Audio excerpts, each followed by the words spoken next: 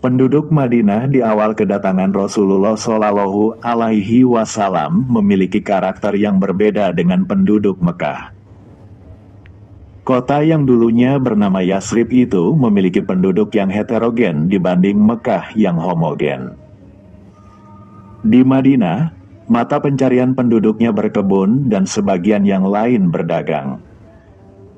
Sementara Mekah didominasi oleh pedagang. Dari sisi keyakinan, di Madinah ada Yahudi, ada musyrik paganis, dan ada komunitas Islam yang baru bertumbuh. Sementara Mekah hanya ada orang-orang musyrik paganis dan minoritas Muslim. Awal kedatangan Rasulullah di Madinah ditandai dengan penolakan oleh komunitas Yahudi dan musyrik. Bedanya, penolakan itu tidak dilakukan secara terang-terangan. Komunitas Yahudi tidak menerima kalau Nabi akhir zaman berasal dari bangsa Arab. Sementara musyrikin tidak menerima adanya dakwah yang menyerukan untuk menyembah hanya kepada satu Tuhan saja. Seperti apa sebenarnya respon kedua komunitas ini terhadap kedatangan Rasulullah? Sikap Yahudi terhadap Rasulullah. Sejak awal, sebenarnya orang-orang Yahudi tidak menyambut baik kehadiran Rasulullah Shallallahu Alaihi Wasallam di kota Madinah. Namun, mereka tidak berani melakukan penolakan secara frontal. Karena banyak dari penduduk Madinah yang memeluk Islam, bahkan tidak sedikit tokoh-tokoh negeri hijrah itu yang beriman. Menampilkan penolakan serta permusuhan secara terang-terangan malah akan menimbulkan masalah untuk mereka sendiri. Orang-orang Yahudi tahu persis bahwa Nabi akhir zaman akan muncul di tanah Arab. Mereka mendapat informasi itu dari kitab suci mereka dan pemuka agama mereka. Karena itu, mereka migrasi ke tanah Arab dengan harapan salah satu dari mereka diangkat menjadi nabi tersebut. Saat mereka mengetahui ternyata nabi akhir zaman tersebut dari bangsa Arab, sebagian besar dari mereka menolak dan mengingkarinya. Tidak ada yang beriman dari mereka kecuali sebagian kecil saja.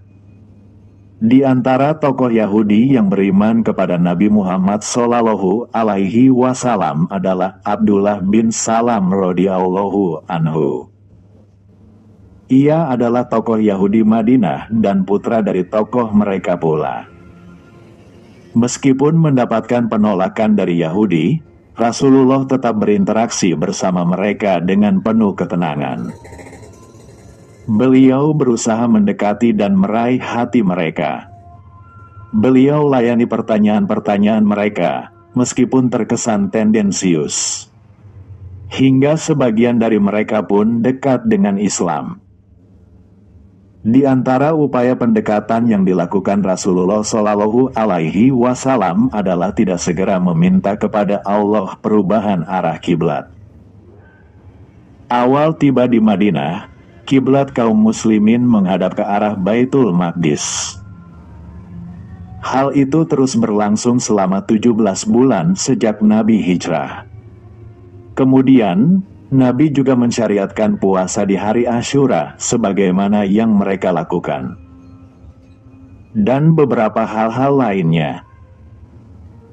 Allah Ta'ala melalui Nabi-Nya Shallallahu Alaihi Wasallam ingin agar orang-orang Yahudi menyadari bahwa ajaran yang beliau bawa ini bukan sesuatu yang asing bagi mereka.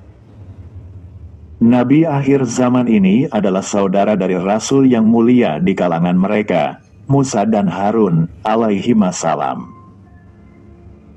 Abdullah bin Abbas radhiyallahu anhuma menjelaskan tentang metode pendekatan yang dilakukan Rasulullah di awal periode Madinah.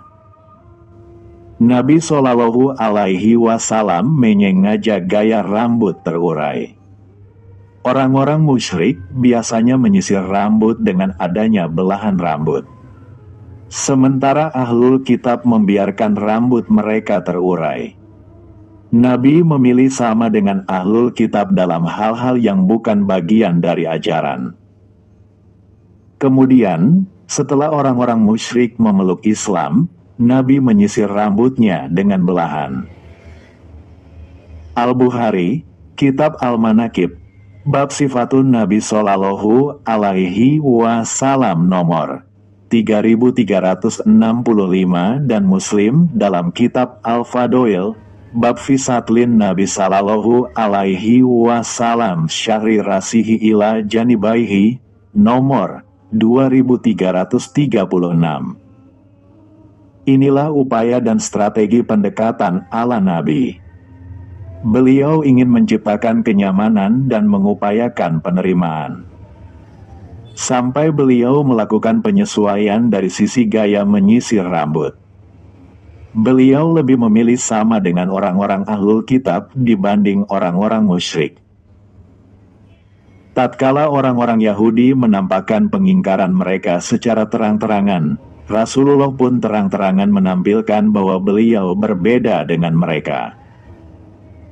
Ditambah lagi orang-orang musyrik sudah berubah menjadi kaum muslimin. Beliau tampil beda dalam segala hal dengan mereka. Sikap orang-orang musyrik terhadap Rasulullah. Kondisi penolakan serupa juga ada di komunitas musyrikin penyembah berhala di Madinah. Mereka tidak menyambut baik kedatangan Nabi Muhammad di kota mereka. Tapi, dibanding musyrikin Mekah, permusuhan mereka lebih ringan. Secara umum, musyrikin Madinah lebih sopan, lebih terbuka dan santun dalam muamalah. Karena pada asalnya, paganisme, penyembahan berhala, penduduk Madinah tidak begitu fanatik seperti kondisi di Mekah. Ditambah lagi penduduk Madinah tidak menjadikan penduduk Mekah sebagai figur teladan seperti kebanyakan orang-orang Arab lainnya. Inilah di antara alasan mengapa Rasulullah memilih Madinah sebagai tempat hijrah, bukan tempat lainnya. Rasulullah Shallallahu Alaihi Wasallam berinteraksi dengan orang-orang musyrik Madinah seperti interaksi beliau dengan manusia pada umumnya. Praktik yang beliau lakukan ini jelas membantah tuduhan sebagian orang. Sebagian orang menyangka seorang yang religius akan sulit berinteraksi dengan masyarakat. Orang yang teguh memegang agama akan timpang memperlakukan orang yang berbeda keyakinan dengannya. Rasulullah adalah teladan Muslim sepanjang masa.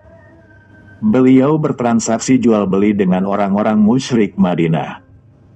Saling memberi hadiah, saling menjamu. Beliau mempraktikkan akhlak mulia. Artinya, seorang muslim yang taat memiliki teladan.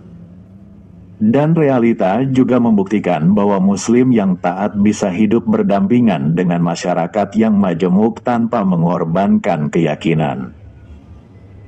Metode yang diterapkan Rasulullah ini pula yang menyebabkan Islamisasi di Madinah terjadi secara berproses dan bertahap. Namun perlu diketahui, kondisi di atas bukan berarti bahwa semua orang-orang musyrik Madinah berlaku toleran dan santun terhadap umat Islam. Sebagian dari mereka, khususnya tokoh-tokoh mereka, menolak kehadiran Islam dan kaum muslimin. Di antara tokoh mereka yang menolak dengan keras adalah Abdullah bin Ubay ibnu Salul. Ia seorang pemuka Khazraj. Sebelum Nabi Muhammad SAW hijrah, kabilah Aus dan Khazraj sepakat akan mengangkat Abdullah bin Ubay menjadi penguasa Madinah. Tapi, saat Nabi tiba di Madinah, masyarakat menyerahkan kepemimpinan kepada beliau Shallallahu Alaihi Wasallam. Hal ini membuat Abdullah bin Ubay murka dan menyimpan amarah kepada Nabi. Ia pun menjadi salah seorang yang paling membenci Rasulullah dan Islam. Adapun musyrik di luar kota Madinah, secara umum mereka adalah Baduy. Karakter mereka kasar dan kurang beradab. Rasulullah Shallallahu Alaihi Wasallam menempuh kebijakan politik yang beragam terhadap mereka. Satu kabilah beliau perlakukan dengan perjanjian damai, seperti kabilah Juhainah. Sementara kabilah-kabilah yang keras, seperti Bani Sulaim, beliau perlakukan dengan angkat senjata. Menhuwa Muhammad oleh Raghib As-Sirjani, Hal 344-346. Sumber URL